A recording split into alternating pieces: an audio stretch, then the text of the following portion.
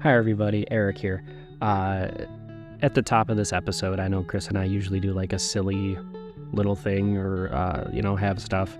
But I think it's really important to kind of start this with this is going to be more of definitely a serious episode. We are kind of going to be talking about The Whale, the movie. And obviously that movie has a lot of really heavy themes, a lot of really heavy things associated with it. And I think it's really important to begin early in this podcast life with that, because I think talking about this in both the therapeutic sense, but also talking about it in kind of the personal sense, kind of gives a really good example of the thesis of this episode, or the thesis of this whole podcast, to kind of show like everything is therapy. We can look at a movie, we can look at something like this and see benefit and therapy in it. And at the same time, we can also look at the personal aspects of it. And I think it's important to show, like, for myself and through, the things Chris and I are going to talk about, how this movie has personally affected us. I think it's important to show, like, how the things we take from these movies, we see from these movies, from media, from anything in that regard, can be used therapeutically. And I think this movie really encapsulates that in a very powerful way. And like I said, I think it really helps to show this, the whole point of this podcast. So a bit of a content warning for disordered eating, suicide, self-harm, weight, trauma, depression, anxiety, negative mental health, a lot of those things. I think it's important to know that if that's not your cup of tea, if that's not something you want to listen to or experience right now, this may be something you kind of take a back seat on, and that's perfectly okay. Come back when you're ready. But off of that, let's get to it.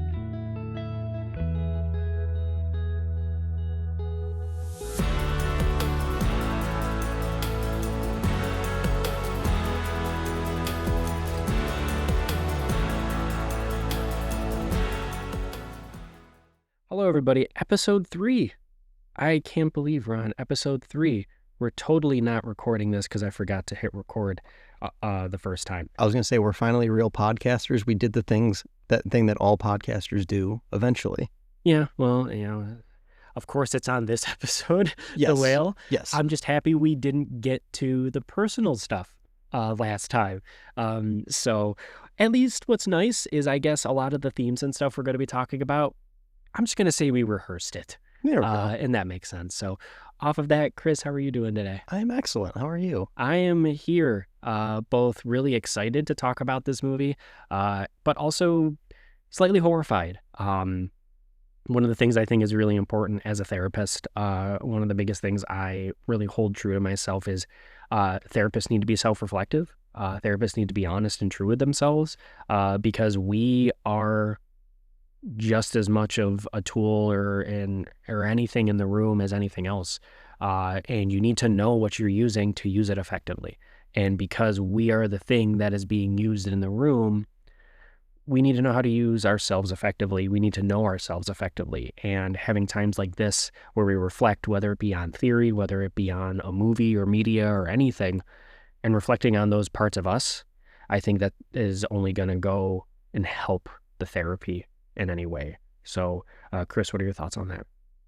Yeah, I mean, it's, it makes sense that if you're going to be doing something, you got to understand it fully within yourself as well, and how to, not do it to other people. I guess you don't therapize as a verb other people, but no, that's what I say. I say therapize. Yes. But yeah, that makes sense. Yeah.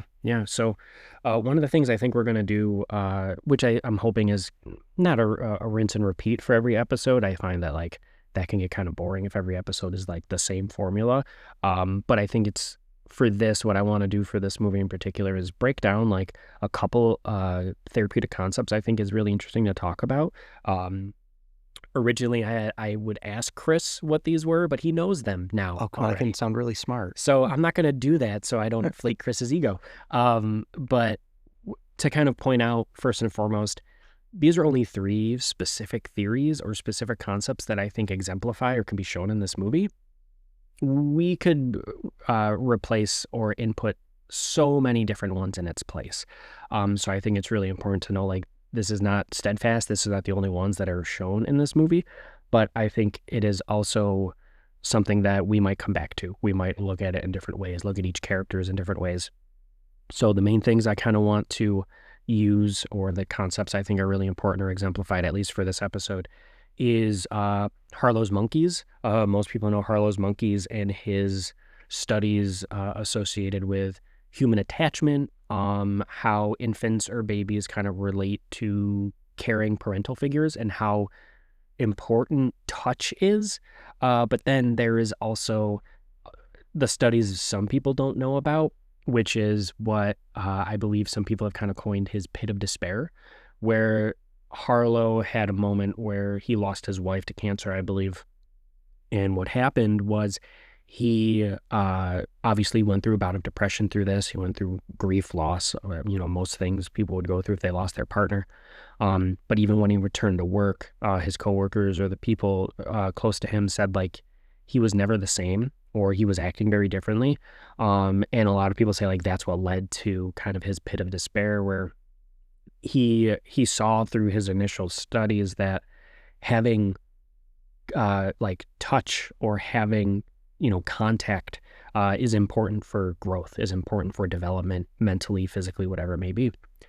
And he decided to, after his depression, turn it up a couple notches, where what he did was he created a pit of despair where he would put these monkeys in, and it was behind a one-way mirror, so only the observers can look into the monkeys. And then the only contact these monkeys ever got was given food or given water. Other than that, they had no touch, no contact, no nothing from the outside world. And what they found was severe mental issues, severe mental suffering, severe mental stress, obviously associated with no contact. And it's very dark, obviously, to know stuff like that happened. But I think it kind of gives and encapsulates how detrimental isolation is in various different ways. So the next kind of thing to kind of also link to this is learned helplessness, where learned helplessness is exactly how it sounds. This is one Chris got right on the head, which is just simply you just learn that you learn this underlying belief that, well, nothing's ever going to get better, so I just need to take it as it is. I just need to lay down and take it in that case. For example, the study, I believe, I might butcher it, what they did was they had a dog stand on like an electrified fence or an electrified like grate or something, and the dog was able to move off of the side that was electrifying them to a side that wasn't. But then they started electrifying both sides. And the dog, realizing this pretty quickly, if I recall, learned to just lay down and take it and just sit there and continue to be shocked. And even when they had treats or had food or had an option on one side to kind of move and get away from that, the dog didn't do that. It just learned that this is what life is. So just laying down and taking it. And then lastly is something I love. I think it's really important. It's called the default mode network, where the default mode network is just a thing in our brain where if we are like at rest, if our brain is kind of on default mode or like on standby, it's like that introspective thoughts. It is just kind of our brain being internal. It doesn't really have to like observe anything or do anything serious. So it just kind of goes internal. And depression is seen as kind of hijacking that system, where what it does is a very big term that is often associated with depression is rumination. And rumination can be seen as hijacking the default mode network, where instead of just being very surface level, very casual, or like very neutral kind of introspection and thinking internally and thinking of itself and things like that, we start to think of the worst things, the awful things, the bad things that have happened. And it is really a big thing of depression that really cycles. It's a really harsh cycle that just begets itself and repeats itself. So So those are kind of the three big kind of concepts, at least currently, we're going to kind of dive into when we look at this film. Chris, what are your thoughts on all those? The one is, I'm very glad we don't do studies like the Pit of Despair or the one, with the dogs, electrocuting animals anymore. That's great. Glad we have the information. Yes. But glad we don't have to do that anymore. Yeah. And yeah, like with the default mode network, Mm-hmm. It really does show that there's a positive feedback loop with depression where, depressive thoughts cause you to take, less actions to make yourself not depressed, and that makes you more depressed, and on until you spend weeks or years alone in your bedroom doing nothing. Yeah. No, it's a very destructive cycle, to say the least. And I think when we look at this movie, it's really helpful to have some of these terms in mind because it helps us understand a lot of the things. One of the things I think is so important that really encapsulates a lot of this movie, though, is first and foremost, Chris, do you remember what I said the main theme of this movie was? I love that. I literally just mentioned this maybe 20 minutes ago, and yeah. Fuck. It's so disgust. Yes. So no, you're fine. Trust me. I'm a therapist, man. I have been up since 5:30 in the morning. I just want to put that out there. Oh, bless you. But yes, disgust is a big part of this movie, where the way Charlie looks, his weight, his eating habits, the ways Charlie lives his life, or the way other people interact with Charlie, is supposed to give this air of disgust in how we look at people like that. But another really big theme that I think they do so well is, Chris, what would you define or describe the lighting of this movie as? Dark. It is a very dark movie. And what I think is so beautiful about it is the only place we see it as dark is in Charlie's apartment. That is the only place we ever see it as dark or as dim in the entire movie. We see the door, we see the walkway outside of his room to the stairwell, but we are just in this really dark, dimly lit apartment. And what I think is so powerful of that is that can be such a helpful metaphor for just the mental state Charlie has found himself in, the patterns of the depression, or those feelings of learned helplessness, to say the least, or those feelings of worthlessness that Charlie is repeating for himself, cycling with himself. And we see, even to a degree of people come in from outside, and they come in from this light, they come in from what might be decent or better than his circumstances, and then Charlie not pulls them in, but they come into Charlie's darkness, come into Charlie's depression, his cycles. And I think it is such a powerful thing that we also see used, and I think some of the most powerful moments, where one of the first moments we see with his daughter Ellie is as she's getting up to leave. She's pretty much has the air of well, why should I stay? Why should I talk to you? What should I do here? And she stands there with the door open behind her, with the light behind her, which I think is, to me, a really strong metaphor of Charlie can walk through there and go to his daughter with this light. But she says, walk to me. Get up and walk to me. And Charlie tries, but falls. And again, I think it's that metaphor of he is still stuck in that darkness, stuck in his patterns, stuck in his cycles, and is just incapable of overcoming that and moving forward towards light, towards his daughter. But then we see it again at the end, where she is standing there about to leave, and she turns around and starts reading her essay, which we'll get into her essay in a little bit. And Charlie is able to get up and actually walk to her, actually move to his daughter. And to me, it's that metaphorical.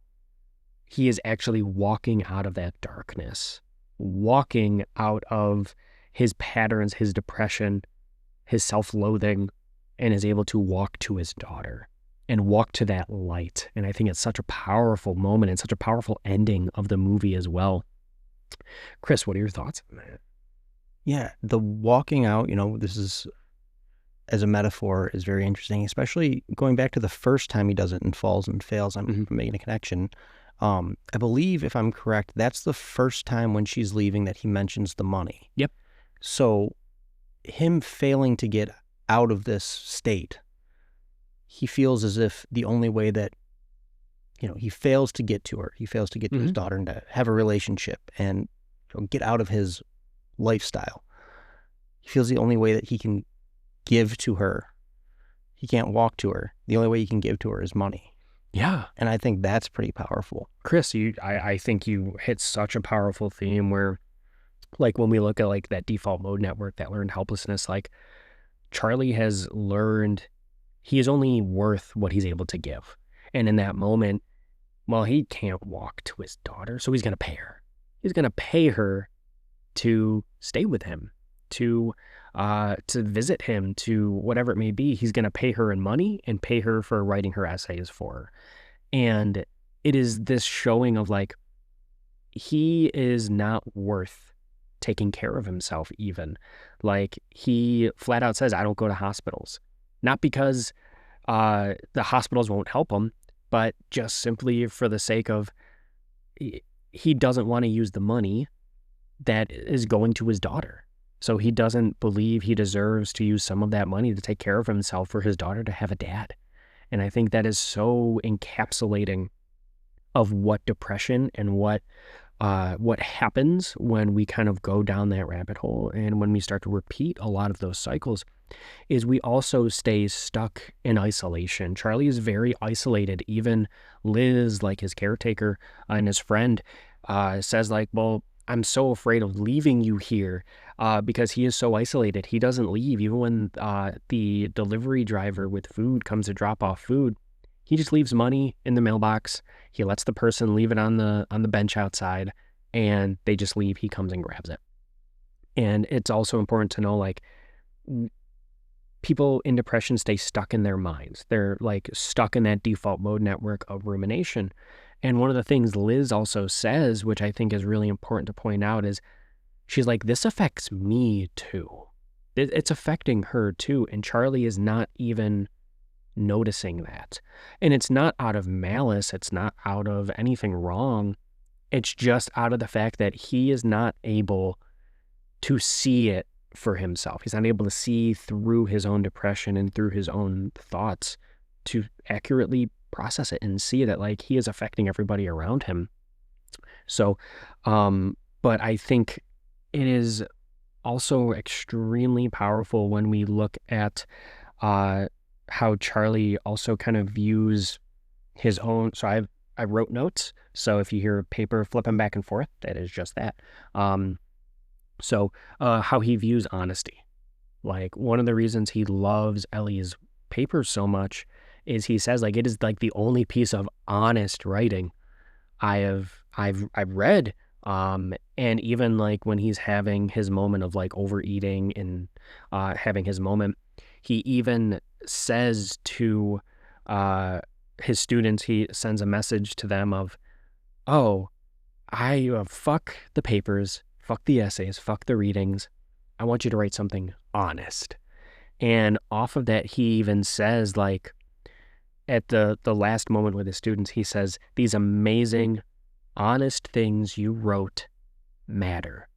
And I think it is so poignant to hear that from him, knowing how much trauma, the things he's gone through, that he is able to still find that positivity and everything in that regard through other people, through their honesty, through their stories, through their experiences. And I think it is so powerful that even in those moments, he finds positivity and honesty. Chris, what are your thoughts on that honesty component? Yeah, I think we touched on it a little bit in the deleted section, that, Charlie was living his honest truth when he came out, when he left his wife and his child to go live with his partner. And that maybe that could play into why he wanted to seek honesty from other people. Maybe he felt some kind of shame or regret even, or maybe he wanted validation that living honestly is important. Mm-hmm. And for Charlie's positivity, you just brought up, you'd mentioned him always saying that people are beautiful. Yeah.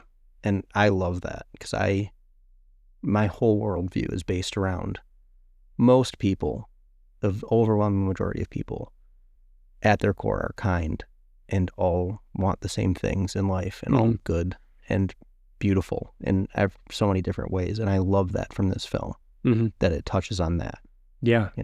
And I think that's a big part of, I started this field as therapy just as a psych, someone who just took an intro to psych class in high school. And people are just fascinating. People are amazing. People are beautiful. And there's beauty everywhere. And I think it is so important to encapsulate that, to view that, to see that, because I think what that does is it's just human to see beauty. It's also important to look at destruction or disgust or various things like that and with the same light, because destruction is seen as negative, but it is not always negative. And beauty is sometimes seen as positive, and it's not always positive. There are so many different components, different pieces, different aspects to this kind of concept of humanity and people are beautiful. But then there is also kind of this sadness of, you have Charlie and how he views beauty. He views humans as beautiful. Humans are amazing. Humans are awesome. But I don't think Charlie thinks that of himself. I think he asks Thomas, do you find me disgusting? Am I disgusting? He views everybody else as beautiful, but he probably views himself as disgusting, which again is like that default mode network, that learned helplessness. It's what that isolation has bred for him. And another big aspect of this is, Chris, how many times do you think Charlie apologizes? Constantly. I mean, dozens. Every time he even has the thought or the perception that he did something wrong or did something to hurt somebody, he's immediately apologizing. Even to the degree of like when Liz, his friend, comes over and helps him, he's apologizing the whole time through that. And two, even when he is most likely going to die, we learn early in the film, he even apologizes for that. And to me, it's like that acting that like even in his death, he's an inconvenience. And that apologizing, I think, shows that inconvenient he is for other people and that heavy belief that he's inconvenient for other people. But again, I think it's really crucial to look at the ending of the movie, where all of these things he is sitting with that are keeping him in that darkness, to say the least, in that very general concept of darkness. He views his daughter as beautiful. Everybody else in the movie obviously does not view his daughter as beautiful. Even her own mother is like, she is a monster. And he's like, what are you talking about? She is beautiful. And even when he told her like, hey, I want you to write for me, she just writes some random stuff down. He makes it, I don't know if this is intentional or not, but like he reads it as it's a haiku and counts the syllables and laughs about like, wow, she is amazing. He is able to find this beauty, and he is able at the end of the movie to get up and move out from there, move forward from that, and start to view his daughter as not only needing him, but to me, it's also that concept of like, she wants him. Because she even says when she opens the door, she's like, please, Daddy, please. And he gets up and goes to her. He realizes, wow, somebody wants me in their lives. And again, I think that the biggest line that I think really hits me, which we'll get into that, is when he looks at her and says, now, who would want me to be a part of their life? And again, it's that encapsulation of like where he thinks he falls in relation to other people, his views he has of himself. He's so low on himself that he doesn't think people want him in their lives. He doesn't think people would want him to be a part of their lives. And I think at that end, he, at least with his daughter, realizes she wants me to be a part of her life. And he is getting up and moves towards her, to me, in that acceptance of like, I want this and I see this. And I think we see that with his partner as well. With his time with Alan, he's explaining to Thomas that like, I've always been a big guy, but Alan always viewed me as beautiful. He always viewed me as the person he wanted to be with. And again, I think it's that encapsulation of somebody wants me, somebody needs me. And I think it is so powerful to have that be a concept as well. So, Chris, what are your thoughts on kind of that? I know I said a lot.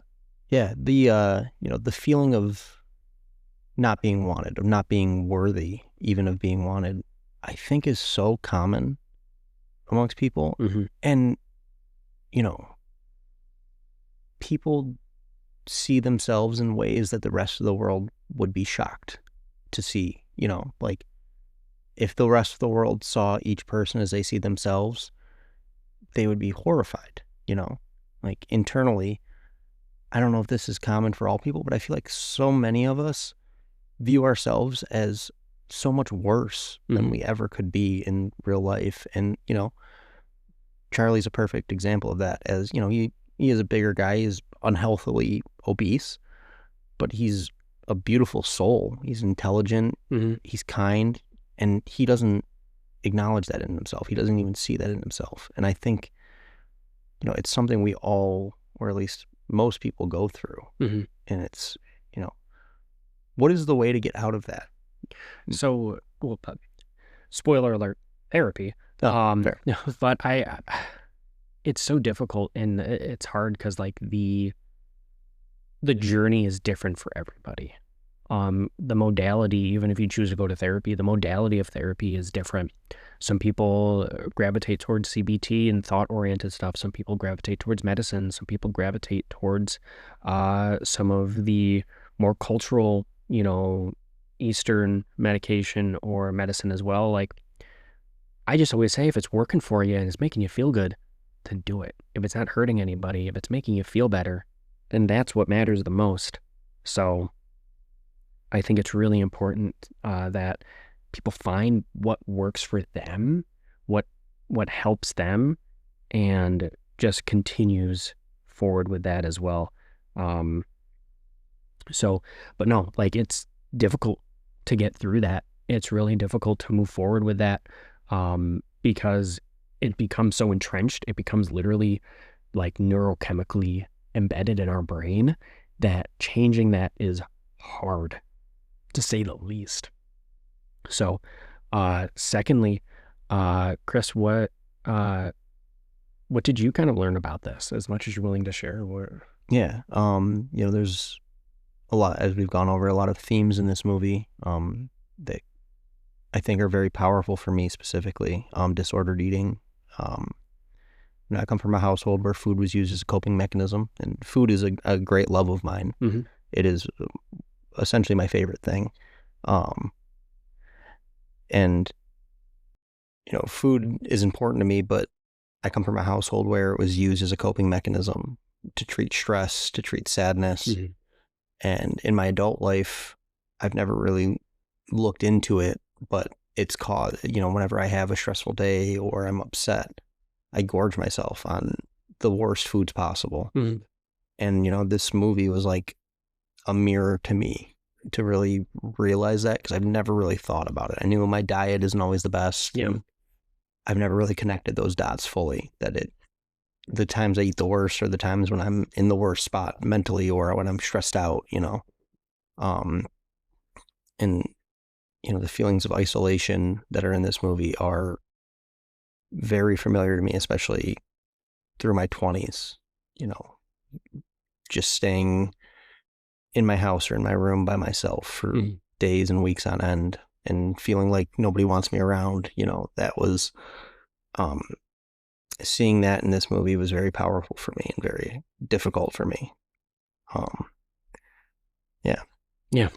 Chris, thank you for sharing. Like, it's This is why I love doing this. And I love the therapy as well. For me, it's uh, there's a reason this is one of my favorite movies. The things I'm going to talk about are pretty, very deep and personal to me. Um, Chris, I'll be honest. I think outside of Sarah, my therapist, you're probably the only person who's going to hear this kind of stuff. And then now whoever listens to this is going to hear this. And I want to say, and I think Chris would kind of agree with this.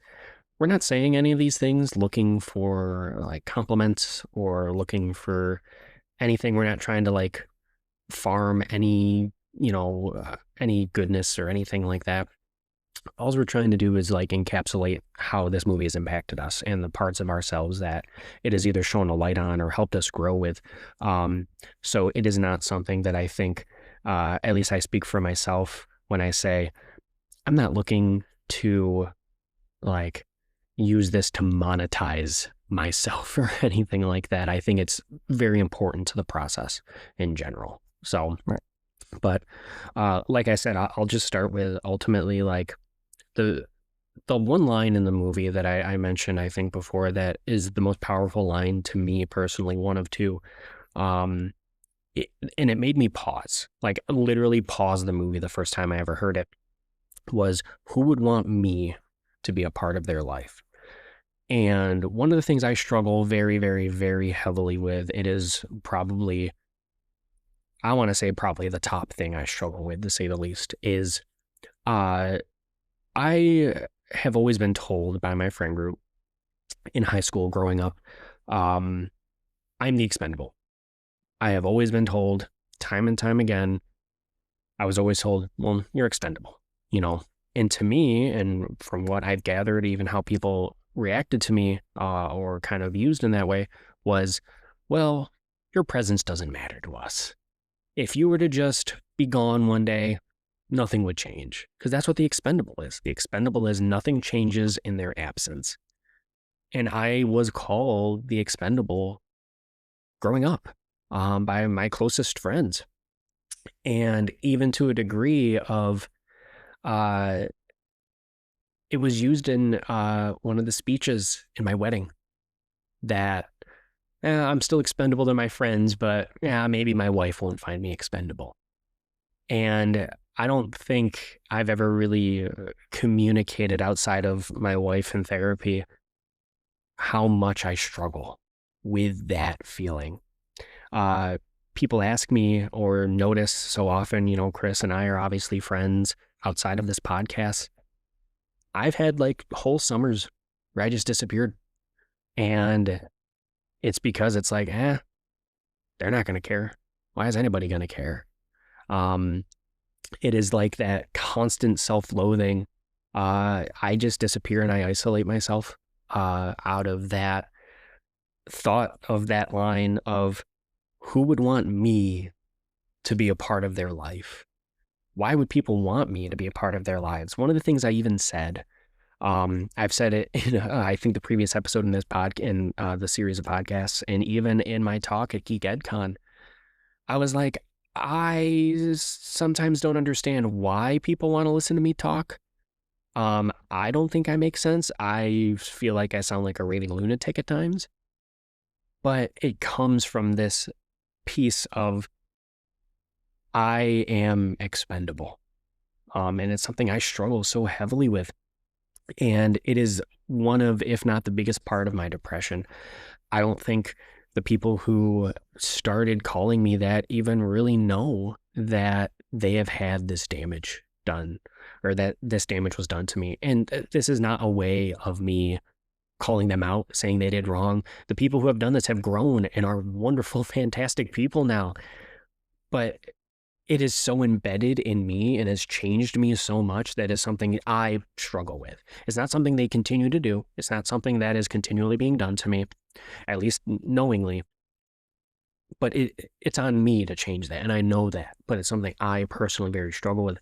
And what's really interesting is, like, as I was watching this movie for the second time, one of the things kicked in, and the second, I think most people probably know, and I think it's even used in the trailer, when Charlie is having his speech with his ex. And he just says, I need to know I have done one thing right in my life. And it is such a powerful line. And I look back at myself and I look back at like, well, I'm a therapist. Like, I literally chose a field where I prop other people up. I help other people. And I don't want anything from it, to be perfectly honest. Other than like, obviously, people pay me to be a therapist. But other than that, it's like, I've chosen a field where I'm ultimately invisible. I get to use my expendable nature, I guess, to a degree, to help people. And it is that concept of like, I just need to know I have done one thing, just one thing right in my life. And it all stems with this expendable nature that I struggle so heavily with. And of course, I've been told by so many people that I'm not expendable, whatever it may be. And, sometimes I'm able to hear that, but it is such a hard thing that I struggle so, so intimately with. And it's something that like I'm, working on in my own therapy. I'm working on changing with myself. But it's just that feeling of like, do I even matter to people, to the people close to me that I consider I'm close to? Like people can tell me all these things, but sometimes I just don't feel it because I've been told for so long, for so many years, that I'm just the expendable. I'm just the one that nothing would change if I was gone.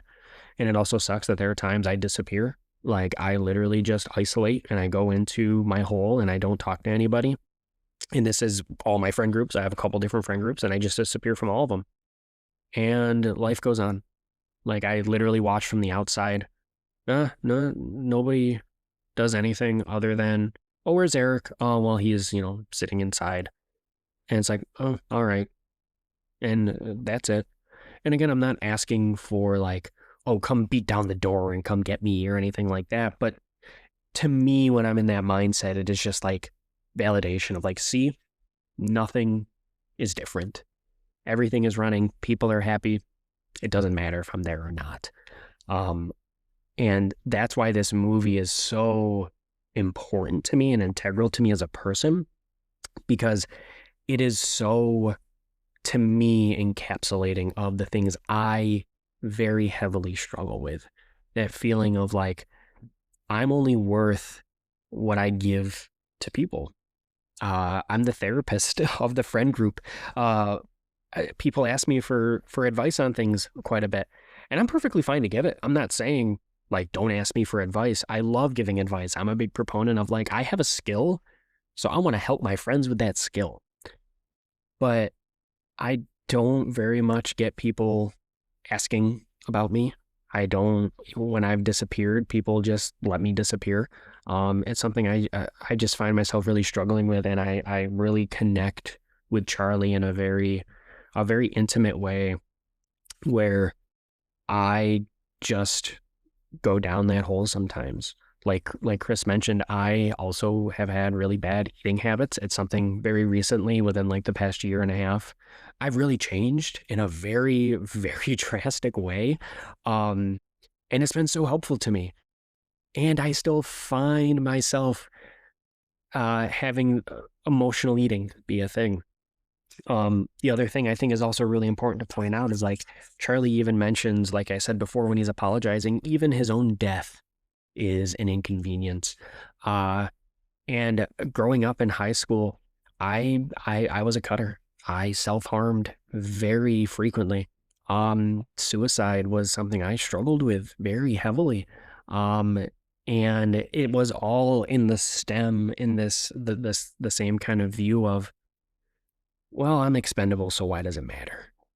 And again, it's encapsulated so well in this movie. But that's not the end of it, though, because I think the beauty of it, and why I say that as dark as this movie is, it's therapy to me, is at the end, Charlie gets up through everything that's weighing him down, through his own stuff, the own things he has done to himself. and walks towards the light. Yeah, I struggle with these things. These things weigh me down so heavily in various different ways, where I still have times where I disappear. I still have times I isolate. I am not perfect. But I am trying as best as I can to walk towards that light, whatever that means for me.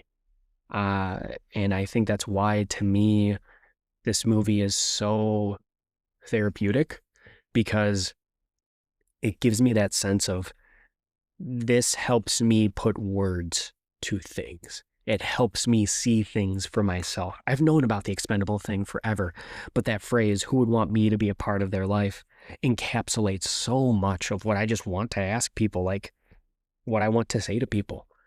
But then it gives me that hope at the end of walking towards that light.